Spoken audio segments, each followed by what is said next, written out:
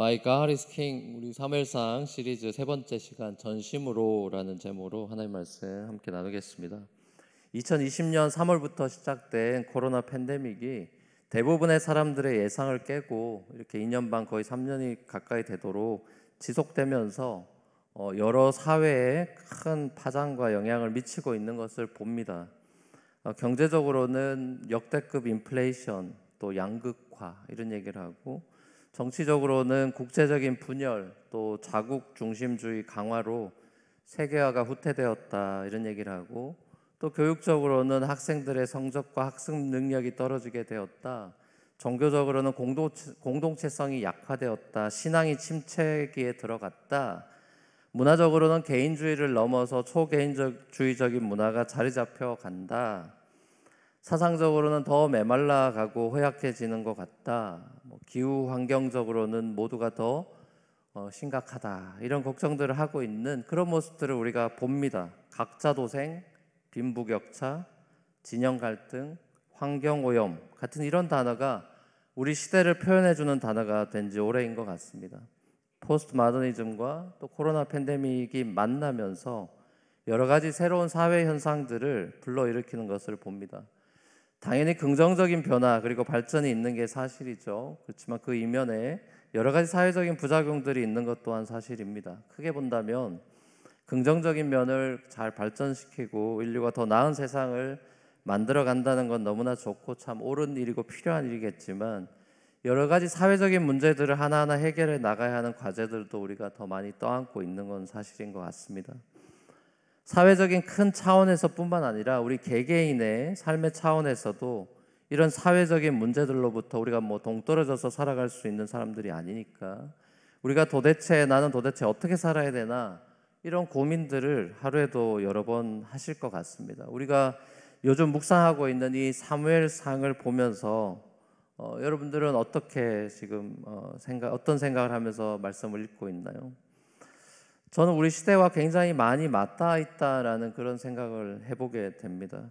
우리가 지난 몇 주 동안 이스라엘의 사사들이 통치하던 시대, 무려 350년이라고 하는 긴 그 영적인 어둠의 그런 터널의 끝자락에서 이 사사 시대의 그 한 단면을 보여주는 엘리 제사장 가문의 그 파멸을 봤습니다.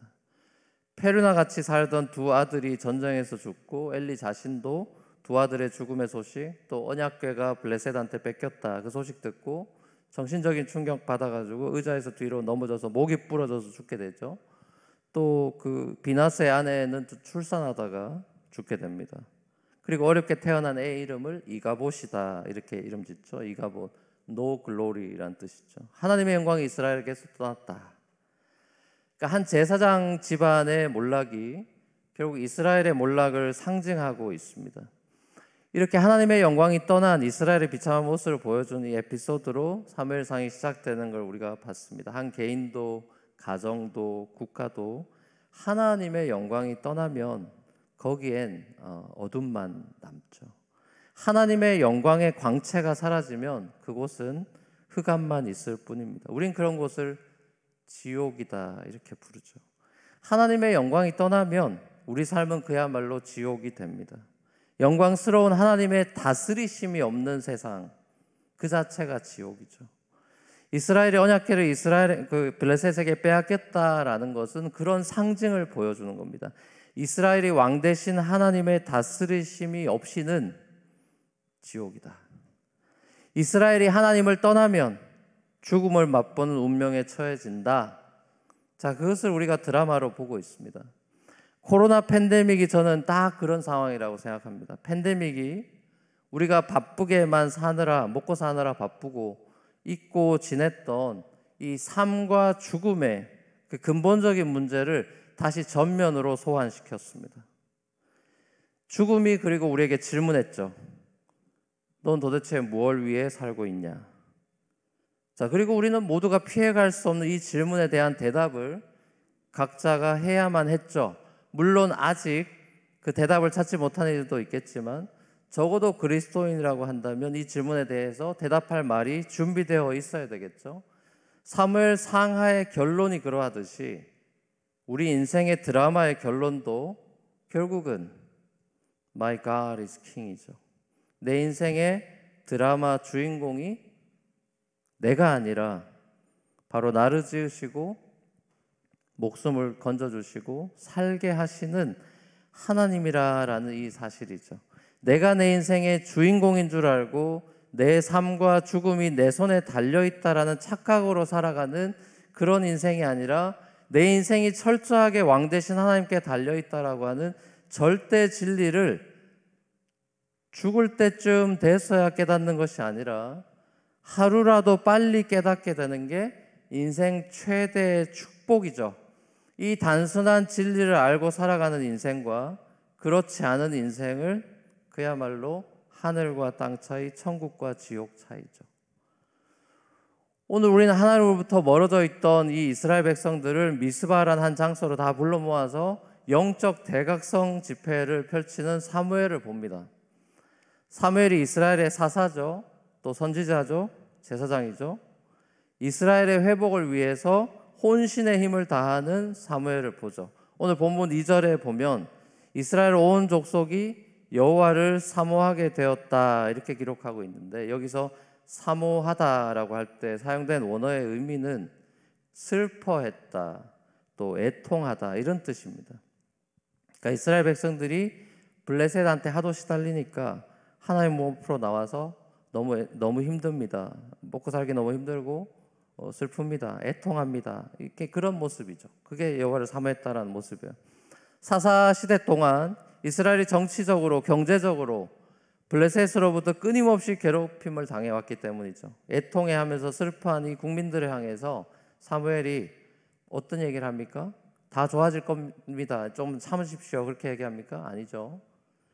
회개를 촉구합니다. 진실한 회개를 촉구하죠. 사무엘이 백성들에게 요청한 진정한 회개의 모습은 어떤 모습일까요? 사무엘이 이스라엘 백성들에게 순간적인 단회적인 어떤 회개의 감정, 애통함을 넘어서 실제적인 의지적인 행동의 변화를 촉구했습니다. 너희가 만일 온전한 마음으로 라고 이렇게 얘기하면서 옛날 번역엔 전심으로라고 되어 있죠. 너희가 만일 전심으로 여호와께 돌아오려거든.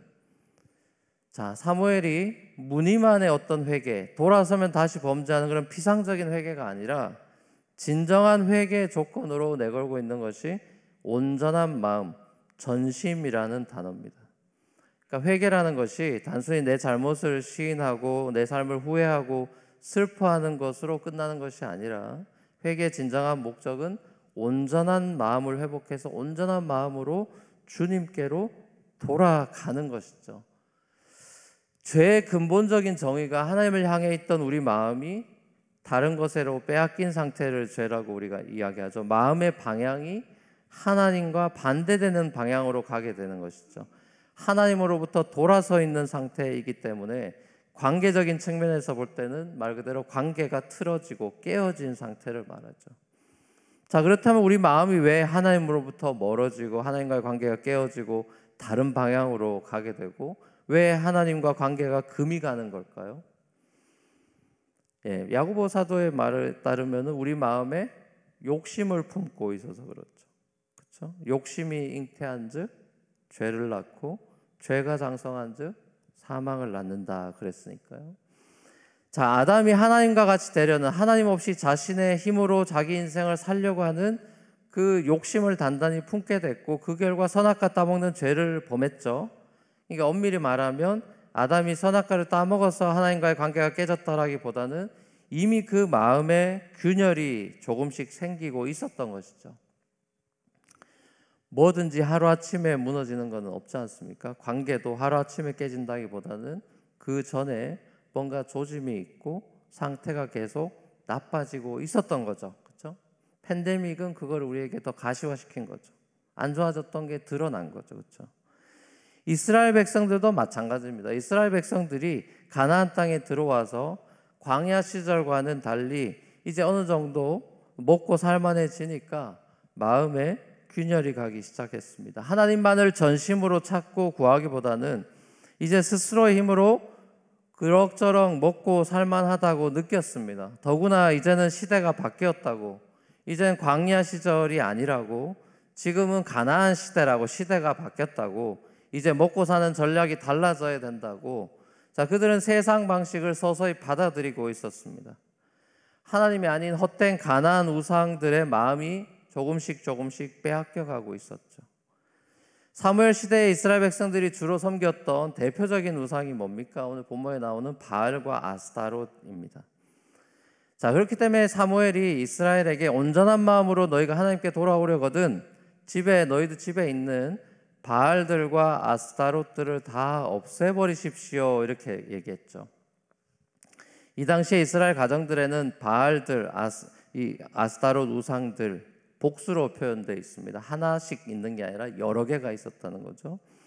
이 사람들은 바알의 산당과 아스타롯의 산당을 출입할 뿐만 아니라 그 우상들을 집안에 두고 섬기고 있었대요. 여러분 잘 아시다시피 바알은 가나안 지역의 농경, 폭풍우의 신이죠. 그리고 아스타롯은 바알의 아내죠. 풍요와 다산의 신입니다. 자, 그림을 한번 보여주시면 저렇게 돼 있습니다. 바알은 저렇게 집에다 두고 저런 것들을 인형 모으듯이 이렇게 두고 있어요. 자, 이스라엘이 광야 생활 동안 이제 목축 생활했죠. 목축 문화로 익숙해졌고 이제 가나안 땅에 들어와서는 이 목축 문화와 농경 문화라고 하는 경험해 보지 못한 이 새로운 문화가 이게 혼합되어 있다 보니까, 그리고 빠르게 농경 문화 중심으로 변환되고 있었기 때문에, 자, 이 사람들은 목축 그 문화 중에 섬겼던 여호와라는 신, 그러니까 농경 문화의 신인 이 바알보다 이 광야에선 여호와가 필요했는지 몰라도 이 농경의 이 시대에는 바알이 최고다라는, 그러니까 여러분이 생각하기에는 이거 어떻게 그렇게 생각할 수 있죠? 그렇지만 고대에는 다 다신이 당연한 세상이에요. 유일신 이런 개념이 다 없죠. 모든 나라는 다 신이 영역, 신의 통치 영역들이 있기 때문에, 자, 이 사람들은 들어가서 가나안에는 바알이 이거구나, 여긴 바알이 다스리는 곳이야, 이런 개념들이 있는 것입니다. 바알이 점점 이스라엘의 삶 속에 필수 불가결의 신이 돼서 결국엔 안방까지 들어오게 된 거죠. 자, 또 고대 농경 사회에서 아기를 많이 낳는 건, 다산이라는 건 굉장히 중요한 노동력이죠. 노동력이 힘의 전부이던 시대에 많은 자식은 힘의 상징이죠.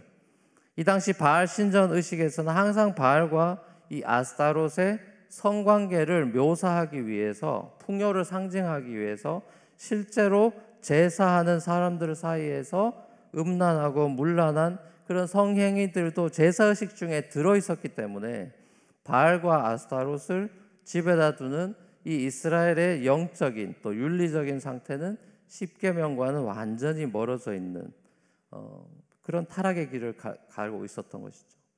자, 안타깝게도 거룩한 제사장 나라로 세워져야 될 이스라엘이 우상을 섬기고 살아가는 이 가나안 사람들의 신앙과 풍습과 문화에 점점 동화돼서 가나안화되는 모습을 보이게 됐습니다.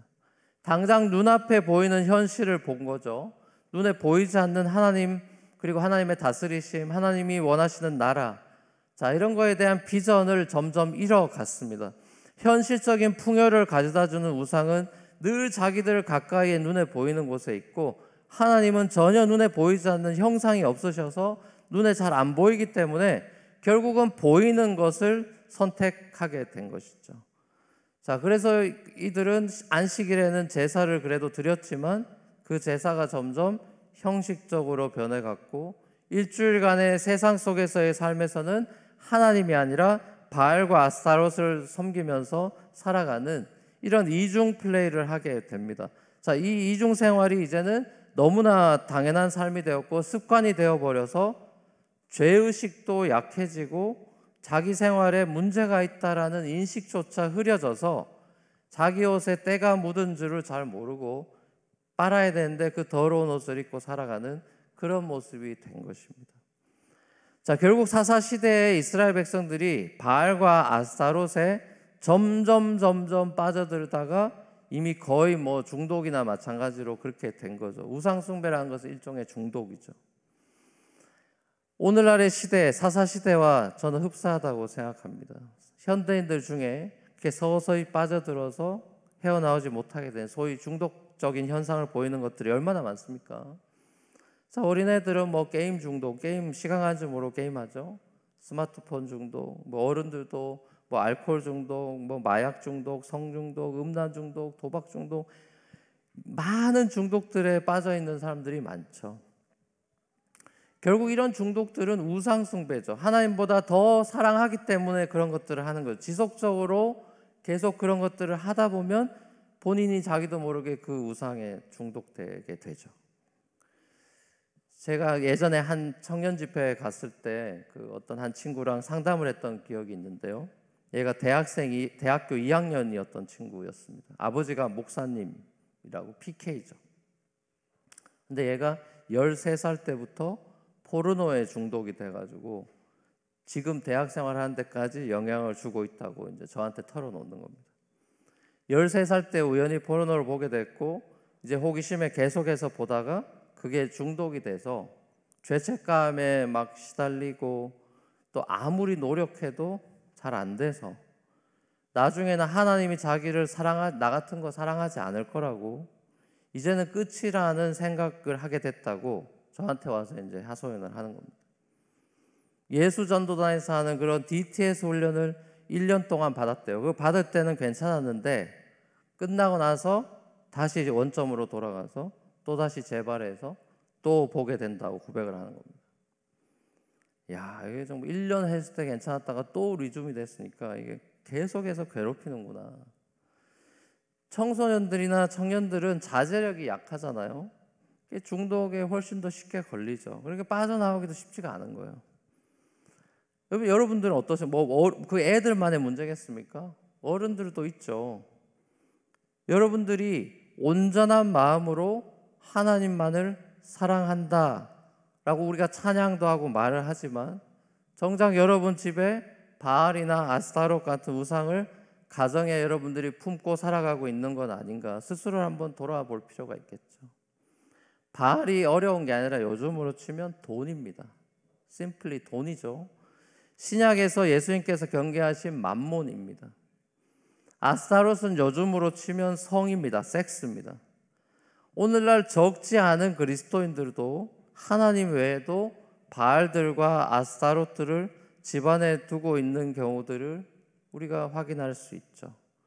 하나님이 당신의 자녀들, 거룩한 성도라 부르는 사람들이 오늘 우리 예배를 통해서 우리에게 미스바 대집회 같은 그 부흥회가 이 예배당 안에서도 하나님은 일어나기를 매주 바라십니다. 습관적으로 왔다가 똑같이 왔다가 똑같이 나가기를 하나님이 바라시지 않아요. 사실 우리 매 주일 예배가 미스바 부흥회입니다. 회개를 촉구하십니다. 두 주인을 섬기고 그렇게 넌 살 수 없다. 온전한 마음, 전심으로 넌 살아야 된다. 반쪽 마음이 아니라 혹은 half-hearted가 아니라 혹은 part-hearted가 아니라 whole-hearted, 온전한 마음, 마음의 전부를 우리에게 요구하고 계시죠. 넌 나만을 섬겨야 된다. 하나님만을 예배하고 하나님만을 섬겨라라고 얘기하죠. 하나님께서 이스라엘에게 원하셨던 것은 딱 하나였어요. 온전한 마음, 전심이었습니다. 전심은 말 그대로 모든 마음, whole heart를 주님께 드리는 거죠. 이 whole heart, 전심하면 결국 이것은 사랑과 관련되는 것이죠. 전심이라고 하는 것이 결국 사랑의 핵심이죠. 사랑은 그 대상에게 모든 마음을, 전부를 다 몽땅 주는 것이죠. 갈라지지 않는 마음, undivided heart, whole heart를 주는 것이 사랑이죠. 하나님께서는 저와 여러분들에게 그런 사랑의 관계를 맺고 싶어 하시죠.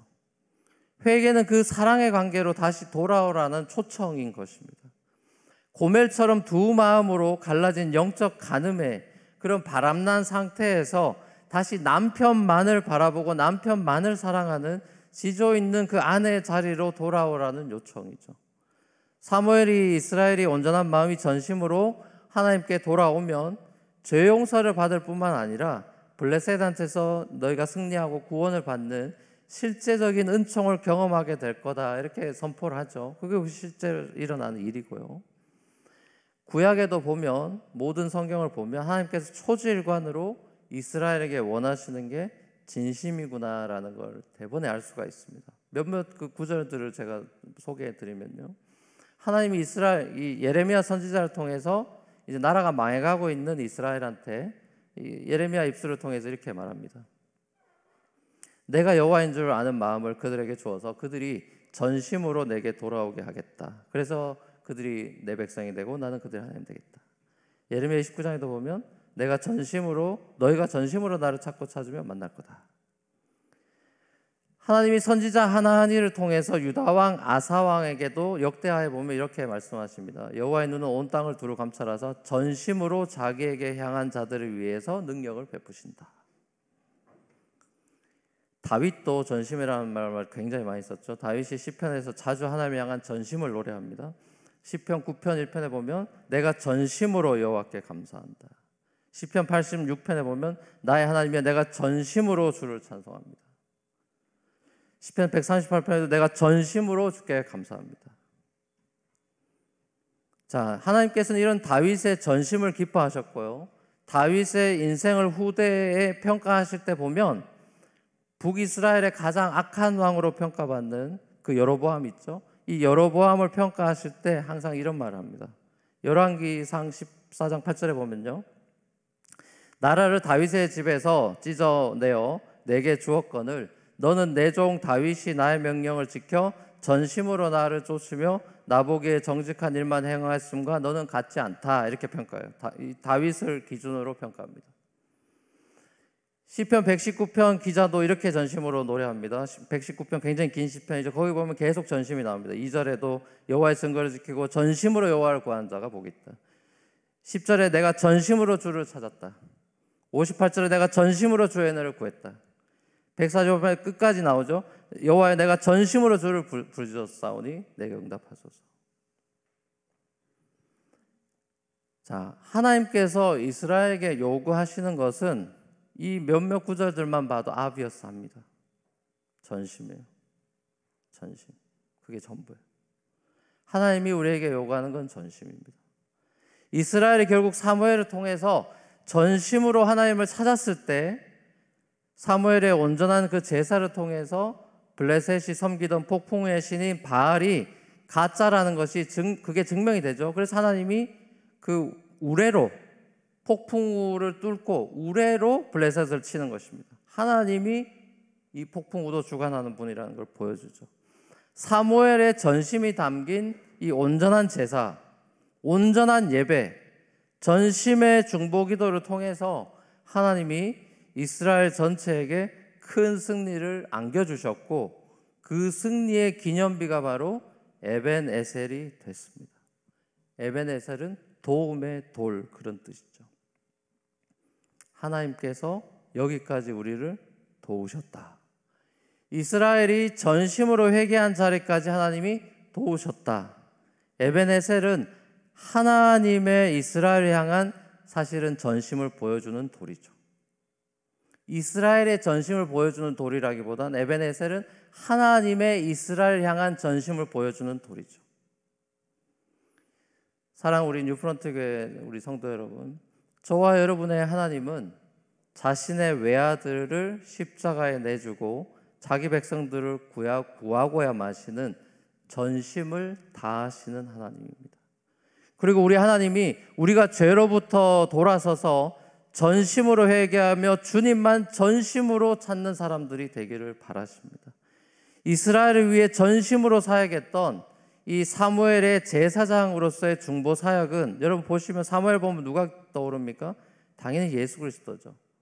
그 중보 사역은 영원한 대제사장이고 중보자 대신 예수 그리스도께서 우리를 위해서 전심으로 사역하신 그 사역의 그림자가 사무엘이죠. 제단에 뿌려진 예수의 피가 블레셋이라고 하는 악을 물리치고 승리케 하셨죠. 우리 삶에 예수 그리스도가 에벤에셀의 기념비를 세워주셨죠. 영원한 대제사장 대신 예수 그리스도의 이름으로 우리가 전심으로 하나님 아버지를 예배를 통해 기도를 통해 찾으십시다. 팬데믹 이제 더 이상 핑계대지 맙시다. 그리고 하나님 아버지께서 주시는 그 에벤에셀의 기쁨을 맛보며 누리며 영생을 살아가십시다. 팬데믹으로 잃어버리고 빼앗겨버린 저와 여러분의 주님을 향한 그 전심을 회복해서 에베네셀의 승리의 그 감사와 그 은총을 누리며 살아가는 저와 여러분의 삶이 되기를 우리 주님의 이름으로 간절히 축원합니다.